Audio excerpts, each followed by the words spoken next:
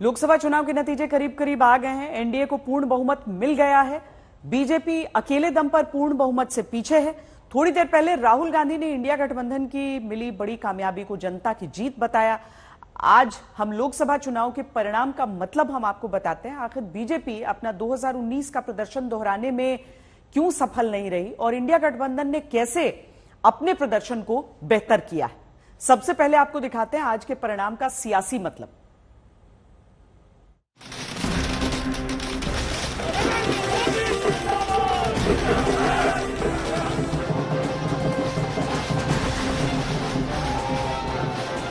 NDA को बहुमत मिल गया, लेकिन बीजेपी अकेले दम पर बहुमत के आंकड़े से पिछड़ गई, क्योंकि इंडिया गठबंधन ने मोदी के विजय रथ को रोक दिया। आगे क्या होगा आपको बताएं, उससे पहले आज के नतीजों की 5 बड़ी बातें समझिए। नंबर 1, उत्तर प्रदेश में मोदी योगी की जोड़ी पर भारी पड़ी अखिलेश राहुल की जोड़ी का जादू। नंबर 2, महाराष्ट्र में उद्धव ठाकरे और शरद पवार ने साबित कर दिया कि पार्टी टूट गई, लेकिन वोटरों की पसंद वही है। नंबर 3, पश्चिम बंगाल में ममता बनर्जी अकेले दम पर बीजेपी की पूरी चुनावी मशीनरी को फेल करने में कामयाब रही। नंबर 4, नरेंद्र मोदी का अति आत्मविश्वास भारी पड़ा और राहुल की खुद को आम लोगों से जोड़ने की रणनीति कामयाब रही। नंबर 5, चुनावी नतीजों से राहुल गांधी की लीडरशिप चमक उठी और हाशिए पर पहुंच गई कांग्रेस को एक बार फिर खड़े होने की सियासी जमीन मिल गई। मैं अपनी यूपी की जनता को ये कहना चाहूंगी कि उन्होंने बहुत ही विवेक दिखाया और मुझे सबसे ज्यादा गर्व अपने यूपी पे है। जो तेजस्वी ने 17 महीनों में जो काम करके दिखाया, उसके प्रति विश्वास दिखा लोगों में, जो 5 लाख सरकारी नौकरी देने का काम किया है।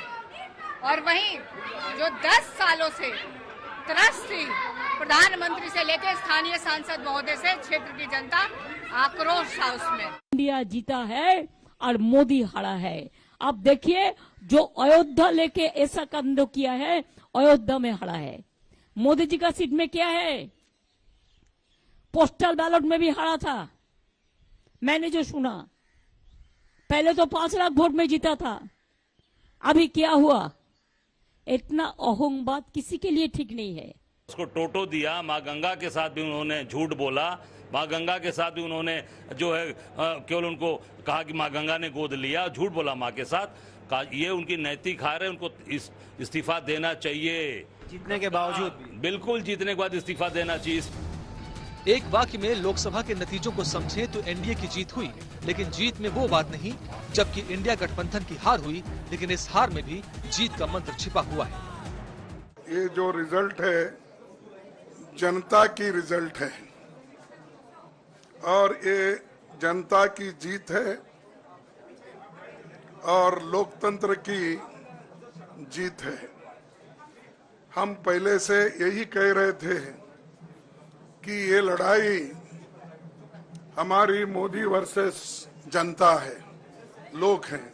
श्री राहुल गांधी जी की दोनों यात्राएं, भारत जोड़ो यात्रा और भारत जोड़ो न्याय यात्रा के दौरान लाखों करोड़ों लोगों को मिलना, लोगों की समस्याओं को सुनना और आगे चलकर उन समस्याओं का हल ढूंढना हमारे कैंपेन का आधार बना। ये कॉन्स्टिट्यूशन देश की आवाज है। बहुत सारे लोग ने इसको नहीं बचाया, चुप रह गए थे, मगर हिंदुस्तान के सबसे गरीब लोग, सबसे कमजोर लोग खड़े हो गए और उन्होंने इस कॉन्स्टिट्यूशन को बचाया। मैं उनका धन्यवाद करना चाहता हूं, उनसे कहना चाहता हूं कि कांग्रेस पार्टी आपके साथ खड़ी है। जो हमने आपको वायदे किए थे, हम वो वायदे आपके लिए पूरे करेंगे। जाति जनगणना, महालक्ष्मी, ये हमारे वायदे हैं। नतीजों के बाद अब सबसे बड़ा सवाल यही है कि अगला प्रधानमंत्री कौन, क्योंकि बीजेपी को अकेले दम पर बहुमत नहीं मिला। बीजेपी को पूरी तरह गठबंधन के साथ ही टीडीपी, जेडीयू और एलजेपी पर निर्भर रहना पड़ेगा। अगर कोई भी साथी अलग हुआ तो बीजेपी के लिए सरकार बनाना सबसे बड़ी चुनौती होगा। यानी अब की बार बीजेपी की पूर्ण बहुमत वाली नहीं, बल्कि गठबंधन वाली सरकार है। आज तक ब्यूरो। और अब बात कांग्रेस की। पिछले 10 साल में कांग्रेस ने अपना सबसे बेहतर प्रदर्शन किया। कांग्रेस ने अपनी कामयाबी का शतक लगाया और बड़ी बात यह, इस बार कांग्रेस को दोगुनी सीटों पर फायदा हुआ है। बड़ी बात यह भी है कि राहुल गांधी यूपी की रायबरेली सीट से जीते हैं, तो अमेठी में कांग्रेस के किशोरी लाल शर्मा ने स्मृति ईरानी को हराया। राहुल गांधी कह रहे हैं ये संविधान की जीत है।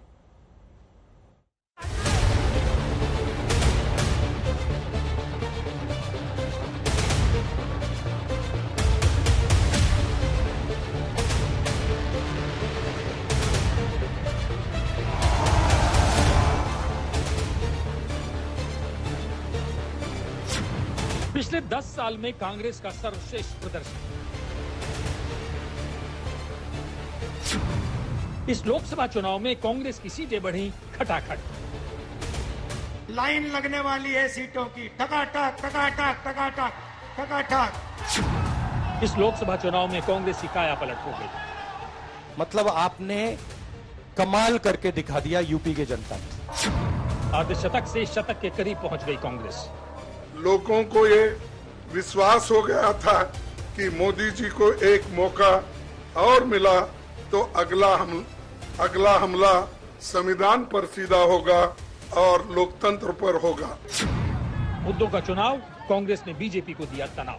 2024 के चुनाव का नैरेटिव कांग्रेस पार्टी ने, कांग्रेस की लीडरशिप ने तय किया और मजबूर किया मोदी जी को, और उसी से घबराकर, उसी से बौखलाकर वो ऊल जलूल बात करने लगे। लेकिन ये देश जो बेरोजगारी से, महंगाई से, आर्थिक असमानता से जूझ रहा है, ये बिल्कुल मूड में नहीं था आपकी बात सुनने के लिए। चौंकाने वाले प्रमाण आपको, जिसको तथाकथित बीजेपी का गढ़ कहा जाता है, वहां से आने वाले हैं।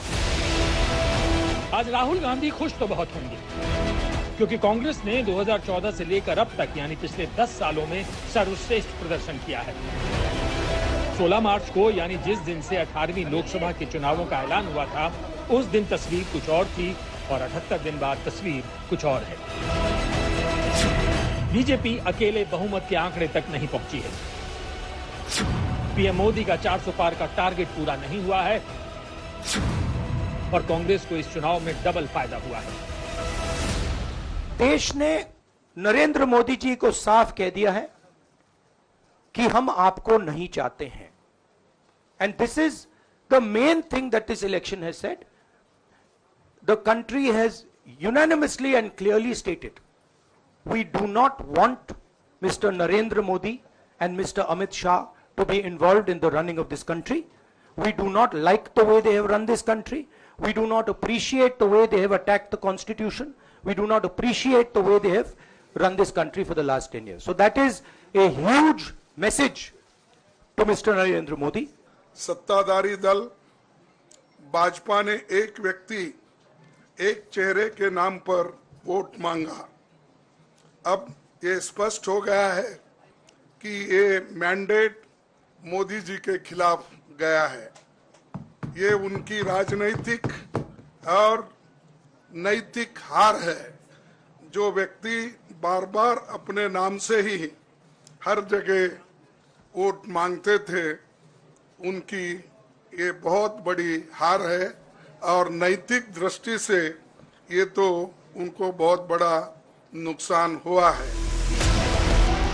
अब आपको आंकड़ों के जरिए दिखाते हैं कैसे कांग्रेस ने 2024 के इस लोकसभा चुनाव में कितना तगड़ा जंप किया है। साल 2014 में कांग्रेस ने 44 सीटें जीती थी और 10 करोड़ 69 लाख वोट मिले थे। कांग्रेस का वोट प्रतिशत रहा 19.52।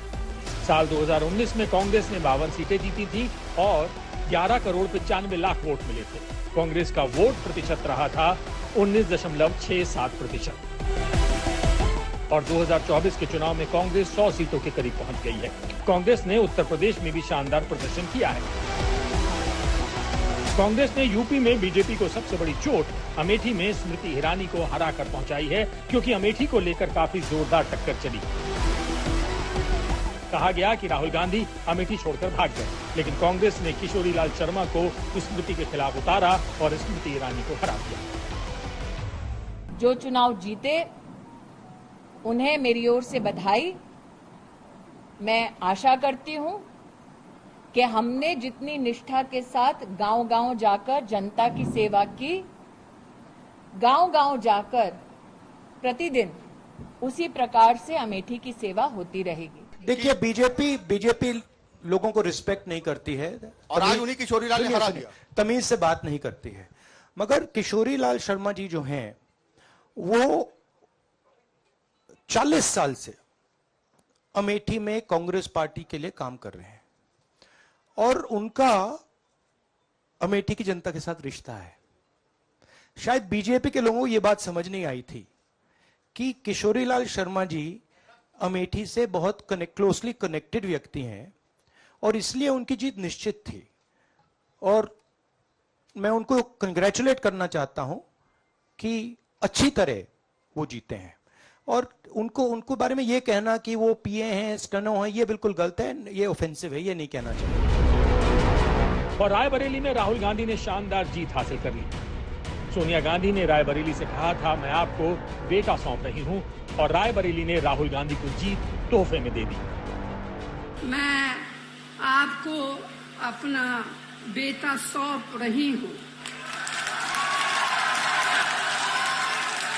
जैसे आपने मुझे अपना माना, वैसे ही राहुल को अपना मान कर रखना है। आप दोनों सीटों से जीते हैं, बधाई। आप कौन सी सीट रखने वाले?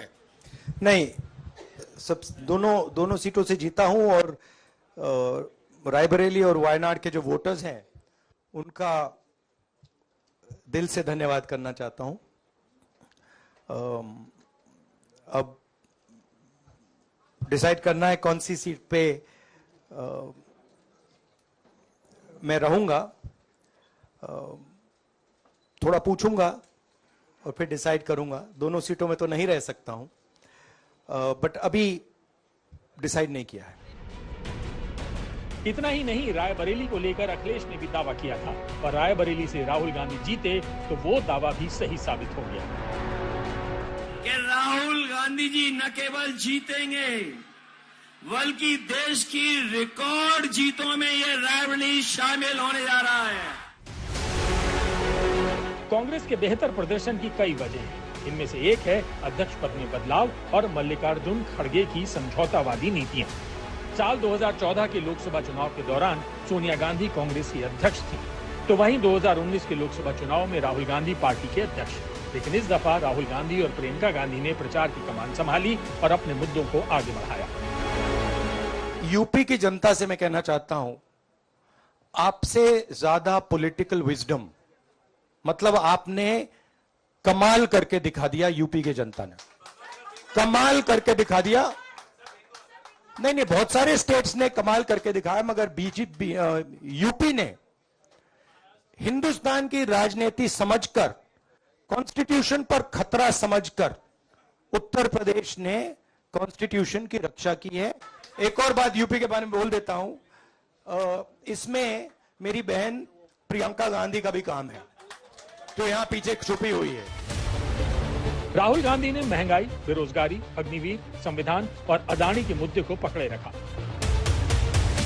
और पीएम मोदी के 400 पार के टारगेट पर राहुल गांधी चोट करते चले गए। और इसमें बड़ी भूमिका निभाई राहुल गांधी और अखिलेश यादव की जोड़ी ने। यूपी में अखिलेश और राहुल गांधी ने मिलकर बीजेपी को सबसे ज्यादा डेंट मारा। आज तक ब्यूरो।